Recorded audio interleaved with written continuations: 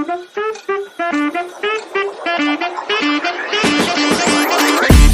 Friends, welcome back my YouTube channel Devi Acharya success point. और आप सब कैसे हैं?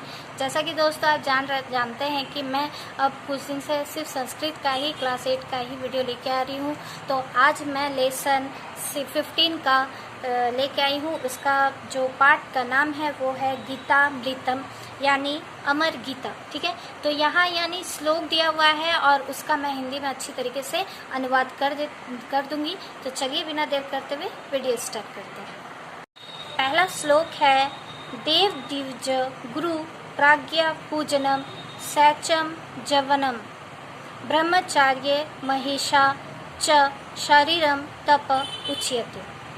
यानी इस श्लोक का जो अर्थ है, हिंदी अर्थ है, वो है भगवान श्री कृष्ण अर्जुन को अमर गीता का उपदेश देते हुए कहते हैं कि देवता, ब्राह्मण, गुरु और ज्ञानी जनों का पूजन, पवित्रता, सरलता, ब्रह्मचार्य और अहिंसा, उन्हें शरीर से किया जाने वाला तप कहा जाता है।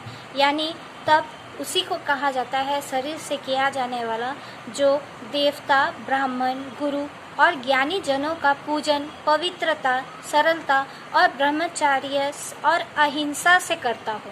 ठीक है, तभी उसका तप क्या होता है, सफल होता है, पूजा जाता है। दूसरा श्लोक है, अनुद्वेकर्णम वाक्यम सत्यम प्रियहितम च यत सर्वाध्या अभ्यस्यनम चैव वर्णम अयम तप उच्यते।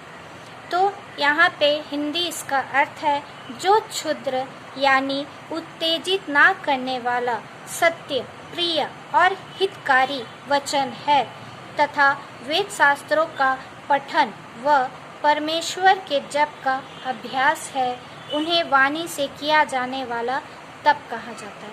यानी तप यहाँ पे भी बताया गया है कि जो क्षुद्र यानी उत्तेजित ना करने वाला शब्द। एक होता है ना कि हम लोग कभी किसी को कुछ बुरा कह देते हैं तो इंसान उत्तेजित हो जाता है, गुस्सा में आ जाता है तो उत्तेजित हो जाता है।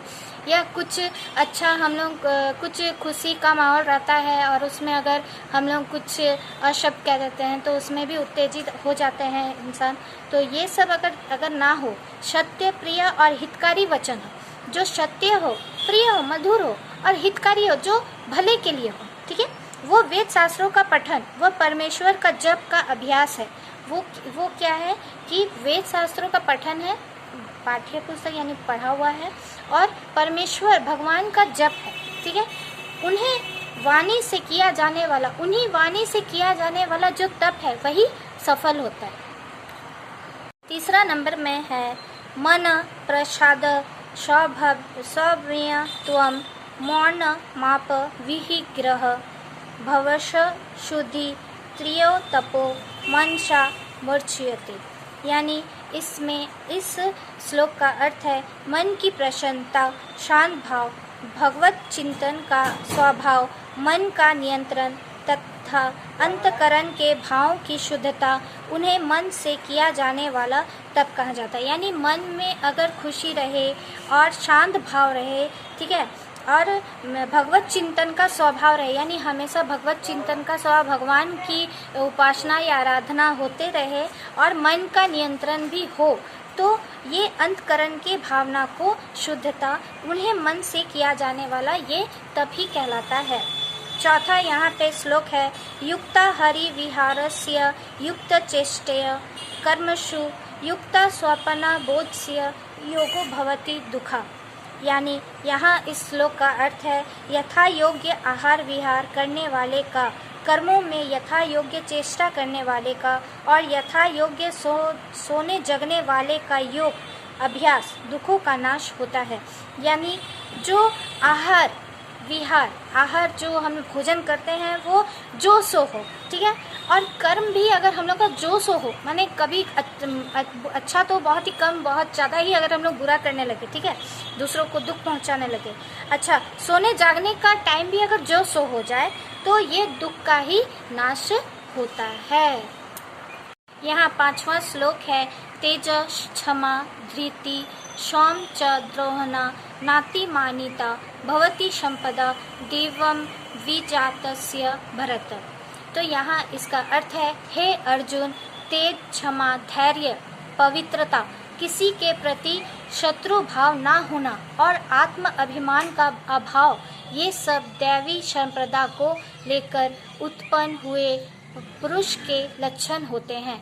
यानी यहाँ पुरुष का लक्षण बताया गया है कि अगर उसमें तेज, क्षमा, धैर्य और पवित्रता, ये सब गुण हों और वो शत्रु भाव ना रखे, ठीक है, कोई किसी के साथ शत्रुता ना रखे, और आत्म अभिमान का भाव हो, जैसे कि हमेशा वो हर किसी का काम उम करने के लिए वो तत्पर रहे, ठीक है, हेल्प करने के लिए तत्पर रहे, और अपना अभिमान ना करे कि मैं ऐसा हूँ, मैं वैसा हूँ, ये अभिमान जिसका ना हो, वो देवी संप्रदा से उत्पन्न हुए पुरुष के लक्षण होते हैं। वे भगवान के रूपी जो वरदान से वे उत्पन्न पुरुष वैसे ही होते हैं। 6वां है श्लोक, आयुष सर्व बल योग्य सुख प्रीति विधना रस्य सिद्धना स्थिर हृदहारा सात्विक प्रिय। यानी आयु, बुद्धि, बल, आयोग, सुख और प्रीति को बढ़ाने वाले, रसदार, चिकनाई वाले, स्थिर रहने वाले तथा स्वभाव से ही मन को प्रिय आहार सतगुणी पुरुषों को प्रिय होते हैं। 6वां श्लोक में इसका अर्थ ये बता रहा है कि जो सद्गुणी पुरुष होते हैं, ठीक है, जैसे सदगुरु के तरह जो पुरुष होते हैं, सद्गुणी पुरुष होते हैं, उनको वही मनुष्य या पुरुष अच्छे लगते हैं जो आयु में, बुद्धि में, बल में, सुखी में, ठीक है, और रुचि, ये सब चीज में अपने को स्थिर रखने वाले और स्वभाव में क्या होते हैं, मन को बहुत ही प्रिय होते हैं। तो इन्हीं ऐसे ही पुरुषों को वो सद्गुरु के बहुत ही प्रिय हो जाते हैं। तो जैसा कि दोस्तों आपने देखा इस वीडियो में कि लेसन 15 का जो अमर गीता है, वो जो 6 श्लोक हैं वो बहुत ही अच्छे दिए हुए हैं, इनका अर्थ भी बहुत है अच्छा है। इनको अगर हो सके तो अपने जीवन में ज़रूर से ज़रूर उतारे, और ये हर कोई उतारे, क्योंकि मैं सिर्फ स्टूडेंट लाइफ को नहीं, मैं और भी एल्डर सबको बताना चाहती हूँ कि हर कोई इस चीज़ को अपने जीवन में उतारे। बहुत ही अच्छा यहाँ से सीख मिल रहा है। और तो ये वीडियो भी जो है जो बच्चों के लिए बहुत ही लाभदायक होने वाला है। तो आप मेरे साथ जुड़े रहें। मेरे चैनल को अभी तक अगर आपने लाइक, सब्सक्राइब, शेयर नहीं किया है तो ज़रूर से ज़रूर कीजिए, मेरे चैनल को सब्सक्राइब कर लीजिए, और मैं और भी अच्छे अच्छे वीडियो लेके आऊँगी। मुझे कमेंट करना बिल्कुल ना भूलें। तब तक के लिए धन्यवाद।